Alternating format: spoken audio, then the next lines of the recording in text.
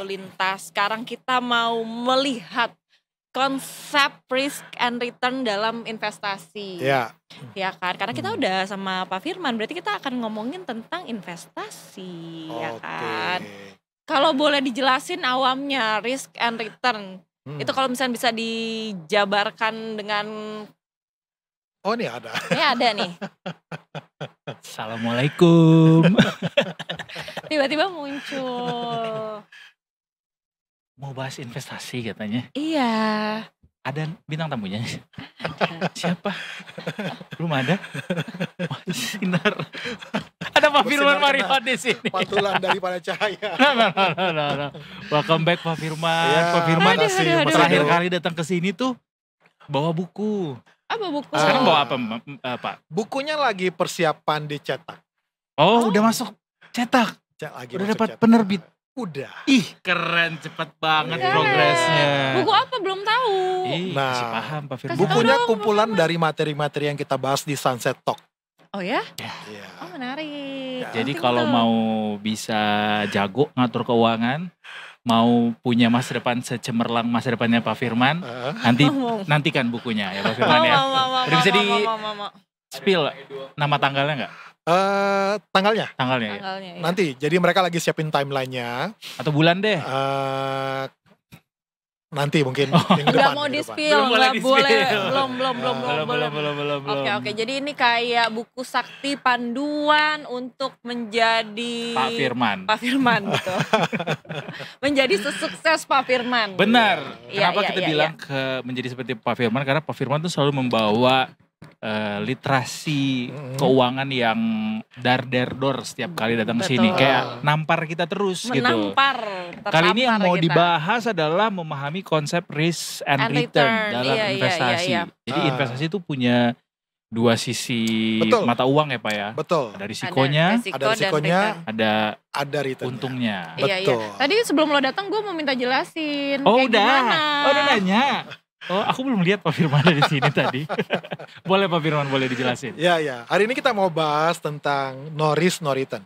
Oke. Jadi kalau kita mau sukses, kalau kita mau punya kehidupan yang lebih baik, nah jangan bermain aman. No pain no gain. Oh, Nah, no pain, no oke. gain. Nah, jadi banyak orang, mungkin setiap orang lah, dia ingin hidupnya berubah. Iya. Ingin Pasti. ada sesuatu yang lebih baik. Misalnya dia punya kehidupan yang lebih baik, dia bisa lebih santai, atau dia bisa lebih cuan. Iya. Tetapi ada satu penghalang yang biasanya ini yang orang nggak suka. Karena dia nggak mau ngambil resiko. Itu. Nah, Karena nggak mau Karena ngambil nggak risiko mau itu tadi. resiko. jadi makanya kita mau bahas no risk, no return. Ini Oh, berarti gitu, berlaku iya. buat orang-orang yang suka di zona nyaman. Nah, Saya kan kita takut. Nampar lagi. Kita kan soalnya takut ragu. Nah, karena Iya, benar. karena orang berpikir bahwa risk return itu hanya ditemukan slogannya kalau kita investasi. Padahal sebenarnya ini adalah real cerminan kehidupan kita. Ih benar. Gitu. Nah, Benar. ya, real Kalau cerminan mem- kehidupan kita nih. Hmm. Oh, jadi kalau misalnya kita investasinya main aman, berarti kita kehidupannya suka yang di zona nyaman. Nah, Bisa. Kayak gitu. nah, umumnya orang mengaitkan kata risk return slogan ini dengan investasi aja. Sebenarnya enggak. Oke. Dalam kehidupan kita ini Mhm. cerminan juga bahwa kalau misalnya gini, ambil contoh. Oke. Misalnya saya ingin sesuatu yang lebih, Oke. tetapi saya nggak mau ambil resiko. Mhm. Pertanyaannya, mungkinkah saya dapat yang lebih? Enggak dong. Enggak. Misalnya saya ingin hidup yang lebih, misalnya naik kelas, ada suatu tantangan yang baru. Atau naik kelas lah. Tapi saya nggak mau ikut ujian. Kita ambil misalnya dari kelas 5, 1 SMA ke 2 SMA. Tapi nggak mau ikut ujian. Bisa nggak naik kelas? Enggak. Nggak bisa. Mau gaji banyak, Nah, mau gaji gaji banyak, tinggi. Gitu. gaji tinggi. Tetapi dia ya nggak mau terima tantangan. Hmm. Nah, jadi risk return itu bukan slogan di dunia investasi. Hmm. Tapi risk return itu juga cerminan dalam kehidupan kita. Oke. Nah, sekarang pertanyaannya, kenapa sih orang tidak mau mengambil resiko atau suka bermain aman? Iya. Yang pertama, Aha. karena dia takut gagal. Betul. Kebanyakan itu sih takut gagal. Nah, itu alasan pertama. Karena dia bilang kegagalan itu sesuatu yang memalukan. Hmm. Padahal siapa sih yang gak pernah gagal? Siapa? Nah, Pak Firman aja pernah gagal. pasti. Oh ya? Setiap kita pasti Oke. gagal. Nah, kita ambil contoh Thomas Alva Edison. Ya. Kita tahu kan penemu lampu ini, lampu pijat. Ya. Lampu ini ya Nah, guys. itu sampai ribuan kali katanya. Ada yang bilang 999, ada yang bilang 1000-an, ada yang bilang 10.000. Dia bilang apa? Saya tidak gagal. Cuma saya baru menemukan 10.000 cara yang tidak benar. That's Baru how menemukan great his 10.000 mindset is. cara yang tidak Betul. benar. Jadi dia ngambil POV-nya beda. Nah, Bukan Oh, dari iya, kegagalan justru. betul. Nah, jadi kalau orang takut gagal, pertanyaannya ya dia nggak akan bisa berubah. Jadi kalau bicara risk return itu bukan soal slogan di investasi, tapi itu slogan atau cerminan real dalam kehidupan kita.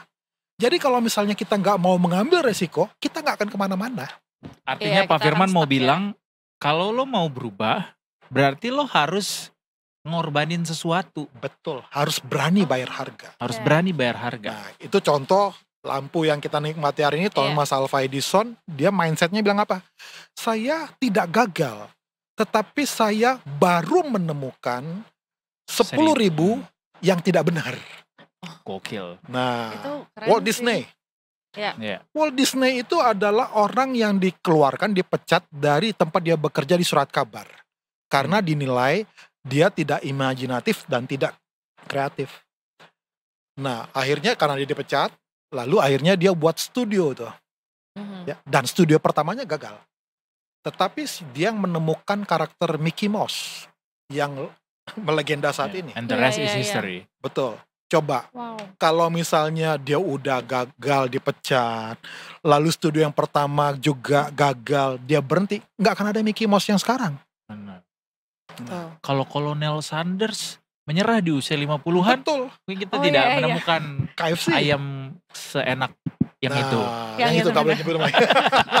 Iya. Riwayat Michael jadinya. Jordan. Benar. Nah, Michael Jordan, dia iya. dia tidak diterima di klub basket di tempat dia sekolah loh. Iya. Nah, tetapi apa yang dia lakukan? Dia berlatih lebih keras. Benar. Nah, untuk apa? Untuk akhirnya dia jadi pemenang NBA yang sampai berapa kali? 6 kali kalau nggak salah ya. Nah, jadi kita bisa melihat. Jadi yang kita tangkap di sini apa? Kegigihan itu lebih dahsyat dari bakat. Oke. Orang punya bakat, nggak gigih, Betul. nggak akan ada. Talent hard work beats talent. Oke, nah berarti kalau misalkan kita Jadi jauh kemana-mana kita ngomongnya ya. kalau misalkan nih kita balik lagi ke investasi deh, Iya, kan. Kalau misalkan kita tahu ini resikonya tinggi banget, tapi kayak aku punya pendirian yang sangat kuat, yakin banget. Jadi mendingan dilanjutin aja atau kayak tinggalin deh. Nah, nih Mbak Pocut, ingat ya, risk biasanya ada strip return, betul nggak? Iya betul. Artinya risk dan return ini bukan dua kata, It's one phrase. betul, Oke. satu frasa, di mana itu antara risk dan return itu satu kesatuan yang nggak dipisahkan. Jadi, So if you want a return, so you have to face the Betul. risk as well. betul, justru Oke. karena resiko adalah maka ada return. Kalau nggak ada resiko nggak akan ada return. Iya. High risk, high Iya, return. iya. Low risk, low return. Nah, jadi bagaimana? Karena tengah-tengahnya itu ada strip, jadi itu satu frase, ada saling terkait. Jadi kita mesti menyadari, jangan kita mau returnnya, tapi nggak mau risikonya. Atau kita mengabaikan risikonya, sementara mengharapkan returnnya nggak bisa. Nah, dalam Oke. kehidupan kita juga, kita nggak akan kemana-mana kalau misalnya saya tidak berani mengambil resiko. Iya. Oh wow. Nah, misalnya tadi kita takut gagal. Iya. Lalu yang berikutnya misalnya takut kehilangan. Iya. Nggak takut kehilangan modal, takut Iya. kehilangan uang, nggak kemana-mana. Takut kehilangan suasana nyaman. Nah, ini musuh terbesar. Merasa udah nyaman, cukup misalnya ya. Cukuplah dapat gajian setiap bulan. Betul. Cukuplah dengan status ini. Ya cukuplah seperti ini. Dia hanya sebagai penikmat misalnya dari orang lain. Itu juga bahaya. Wah, dia mengagumi seorang misalnya Justin trader Timberlake. tertentu atau anak itu, tapi dia hanya sebagai penikmat. Iya, Betul. Tapi dia nggak mau misalnya untuk kehidupan yang lebih karena takut mengambil resiko, karena takut keluar dari zona nyaman, karena takut kehilangan sesuatu. Padahal ada yang namanya mitigasi ya Pak. Ada namanya mitigasi. Untuk bisa mengoptimalisasi si return tadi. Betul. Oh, oke. Jadi kalau misalkan ternyata ada resiko investasi yang tinggi, ya udah berarti diterusin aja, siapa tahu Nah, gitu. tinggal belajar. Ya, jadi cari pengetahuan tadi untuk supaya bisa mitigasi resikonya. Nah, itu kan masih dilatih. Nah, sampai akhirnya ya praktek, sampai akhirnya memahami, oh iya, itu kan nggak bisa 1 hari 2 hari. Nggak bisa hanya sekedar baca buku, nggak bisa hanya sekedar workshop, nggak bisa hanya 2 hari 3 hari 1 minggu. Nah, tapi itu harus dilatih terus menerus. Jadi apa saran Pak Firman buat orang-orang yang terjun ke dunia investasi dengan background FOMO? Nah, yang FOMO yang lebih bahaya lagi gitu FOMO kan. dan ingin cepat lebih bahaya kaya. lagi tuh Nah, katanya. FOMO lebih bahaya lagi. Artinya dia mengambil keputusan bukan karena pertimbangan yang dari dia, keyakinan dia, tapi hanya sekedar ikut-ikutan. Nah, biasanya kalau udah kejadian kayak gini, yang ada dia menyalahkan. Nah, lalu Gara-gara menyesali pemerintah nih ngomongnya Betul. begini nih. Bener. Ya. Gara-gara Pak Firman nih kemarin bilang bahwa supportnya di sini nih. Nah, Bro, betul. ain't nobody got time for that. Nah, betul. Makanya kenapa kita buat misalnya agak nyindir sedikit nih. Kenapa kita buat AI itu? Karena banyak orang komunitas dia hanya dengar apa kata leadernya, apa kata FOMO, kata orangnya, apa kata ini, ya nggak bisa dong. Kata yang paling nggak boleh dalam investasi, ya di OJK tuh, memastikan atau menjamin, itu haram. Oh, memastikan atau menjamin tidak boleh. Nah, nggak ada yang namanya kepastian dalam sebuah investasi. Dalam kepastian investasi. Kalau ada kepastian dalam investasi ya semua orang investasi aja ya. Ini juga, ruangan kosong. Benar, nggak usah ada yang kerja. Duit aja tuh masukin ke mana yang nawar-nawarin keuntungan besar. Betul. Nah, iya, tapi masalah Pak, ini kan tanpa bermaksud untuk mendiskreditkan golongan tertentu gitu ya. Banyak tuh teman-teman kita yang masih gampang mudah terayu, atau mungkin mereka sebenarnya sudah tahu, oh ini bakal begini nih risikonya nih, tapi tetap mau ikut terjun ke situ, itu karena apa sih Pak? Nah, sebenarnya kalau misalnya dia tahu resikonya misalnya ada, dan selama dia bisa mengukur resikonya bahwa itu memang memberikan sesuatu yang bermanfaat bagi dia, ya itu boleh-boleh aja. Kayak judi online Pak. Nah, kalau judi online maaf ya, itu berarti sesuatu yang nggak benar. Karena seperti yang kita pernah bahas dulu, kalau judi itu kan nggak punya dasarnya. Ya, dasar untuk kita ngambil keputusan tuh nggak ada. Dia hanyalah adalah untung-untungan, gambling. Berarti saham bukan judi ya Pak? Saham bukan judi. Karena apa? Kita lihat ada fundamentalnya, ada beritanya, ya. Ada secara teknikal misalnya kita bisa lihat misalnya ini saatnya orang udah jenuh jual, udah jenuh beli. Terbukti secara empiris gitu ya? Terbukti secara empiris. Nah, jadi beda dengan judi. Nah, banyak orang yang tadi ingin cepat kaya, lalu akhirnya apa? Nah, contoh tadi saya bicara nih dengan kru di Detikers, Detik Sore. Tanya tentang silver. Silver, perak. Silver yang lagi harga emas naik tinggi gitu kan. Nah, lalu ini saatnya beli silver. Nah, salah nggak? Nggak salah. Tapi apa itu benar? Belum tentu. Nah, caranya gimana? Kita harus lakukan exercising. Apa dasarnya dia naik gitu loh. Nah, jangan gara-gara harga emas udah naik banget, lalu akhirnya kita berpikir, dah beli silver. Berpikir harganya akan naik sama seperti nanti emas. Nanti dulu. Kalau emas lain cerita. Kalau emas itu dipakai sebagai untuk menjaga nilai tukar mata uang negara. Contoh Cina. Dia itu paling besar untuk beli emas. Kenapa? Karena dia menjaga nilai tukar mata uang negaranya di saat dia sekarang lagi perang dagang dengan Amerika. Nah, sekarang hedging. Pertanyaannya kalau perunggu apa? Nah, perunggu Ben Pak. Perunggu band Pak. Bapak belum dengar ya? Bapak harus dengerin si Perunggu. Band ya. Judul lagu yang harus dengerin Pastikan Rio Akhiri Malammu. Oh iya, nanti gitu dengerin ya. ya Pak. Oke. Ya, Nanti kirim ya. Iya, lanjut lagi Pak. Nah, jadi jangan sekedar ikut-ikutan. Ya. Itu sebabnya kita penting belajar. Ya. Kita penting misalnya ya mencari tahu informasi yang benar. Betul. Jadi jangan karena perunggu naik, emas naik, lalu orang mulai beralih ke perunggu dengan berpikir nih perunggu juga akan naiknya sama. Nanti dulu. Belum ya. tentu soalnya Belum ya. tentu soalnya. Oh. Nah, kita mesti lihat beda dong perlakuan perunggu dengan emas tuh beda. Emas tuh sebagai lindung nilai. Emas tuh sebagai untuk menjaga mata uangnya. Kalau perunggu bisa? Belum tentu. Oh, belum tentu. Ya, dan saat ini belum ada yang mengatakan perunggu dipakai untuk misalnya menjaga nilai mata uang, lindung nilai, belum pernah gitu loh. Nah, jadi kalau dibilang misalnya perunggu nanti akan habis lalu jangan-jangan nanti pas pada saat habis ada satu material lain yang bisa dipergunakan untuk mengganti perunggu. Krypton, batu Krypton, Superman. Tapi kalau emas kan kita udah tahu ya, udah lumrah, udah tahu dari dulu memang emas itu adalah sesuatu yang dipakai untuk nilai tukar, bahkan itu jadi sebagai lindung nilai. Iya. Nah, itu jadi jangan ikut-ikutan. Jangan FOMO. Pokoknya. Jangan FOMO. Pelajari dulu ya.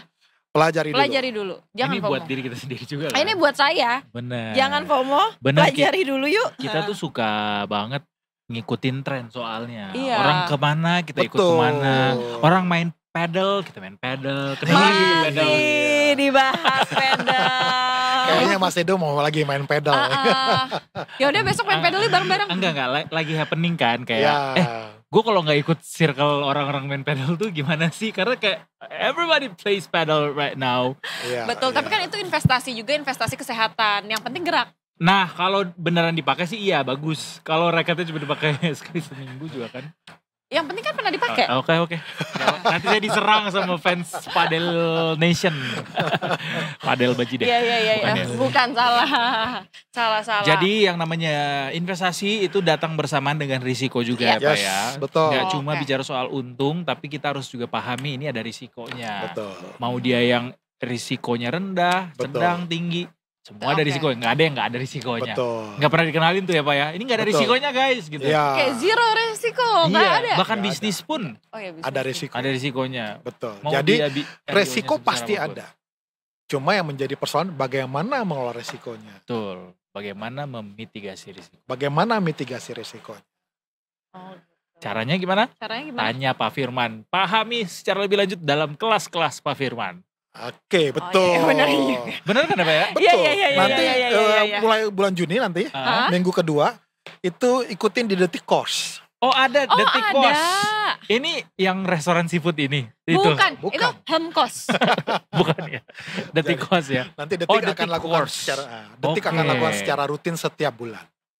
Ada Pak Firman juga di sana. Ih, jadi dosen sekarang. Jadi dosen keren. Alumni Detik Sore bangga. Udah bikin buku, jadi mentor, narasumber di Detik Sore. Apalagi sih mimpi Pak Firman selanjutnya yang belum tercapai? Tinggal memaksimalkan aja ya. Saya ingin banyak orang terbantu ya. Saya bisa jadi berkat. Amin. Semoga ya Detikers ya. Semoga, amin. Apapun rencananya Pak Firman, kita doakan sukses. Makasih Mas Edo, makasih Mbak Kita tunggu buku terbarunya nanti ya, The First Book. Yes. Dari Firman Marihot yang akan launching secara eksklusif di Detikcom kayaknya. Oh bener kan? Iya kan? Iya. Nanti kita minta tanda tangannya. Oh iya benar. Itu kan nanti tergantung Mas Edo juga sama Pucu. Iya bisa. Kita bisa jadi hostnya untuk launching acara itu ya. Bisa ya, ingat ya. Iya. Terima kasih sekali lagi Pak Firman. Terima kasih Mas Edo. Terima kasih.